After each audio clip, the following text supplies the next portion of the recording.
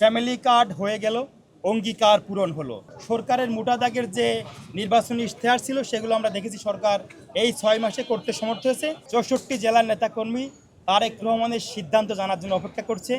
আমরা মনে করছি অতি দ্রুতই উনি ওনার সিদ্ধান্ত জানাবেন এবং ছাত্রদল বিগত সময়ের মতো যেমন গণতন্ত্রের জন্য, মানুষের অধিকারের জন্য দুর্বার গতিতে রাজপথে আন্দোলন সংগ্রাম করেছে, নবগঠিত কমিটির নেতৃত্বেও সেই কাজটি খুবই দ্রুত সময়ের মধ্যে নতুন কমিটি গঠন হওয়ার সাথে সাথে শুরু হবে।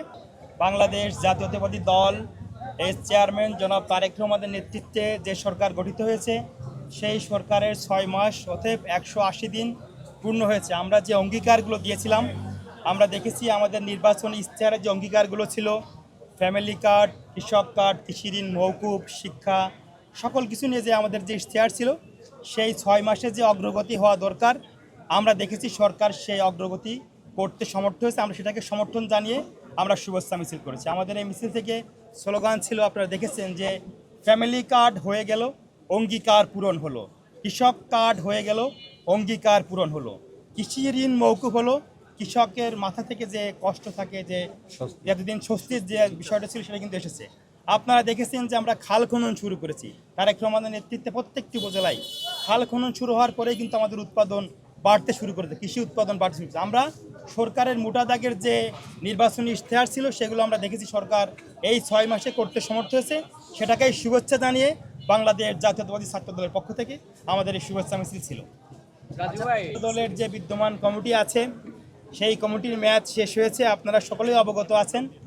এখন যিনি বাংলাদেশের প্রধানমন্ত্রী, তিনি বাংলাদেশের প্রধানমন্ত্রীর দায়িত্ব পালন করছেন, তিনি আমাদের সংগঠনের সাংগঠনিক অভিভাবক।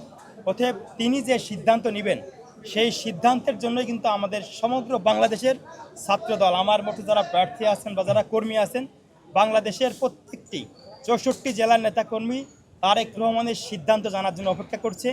আমরা মনে করছি অতি দ্রুতই উনি ওনার সিদ্ধান্ত জানাবেন এবং ছাত্রদল বিগত সময়ের মতো যেমন গণতন্ত্রের জন্য, মানুষের অধিকারের জন্য দুর্বার গতিতে রাজপথে আন্দোলন সংগ্রাম করেছে, নবগঠিত কমিটির নেতৃত্বেও সেই কাজটি খুবই দ্রুত সময়ের মধ্যে নতুন কমিটি গঠন হওয়ার সাথে সাথে শুরু হবে।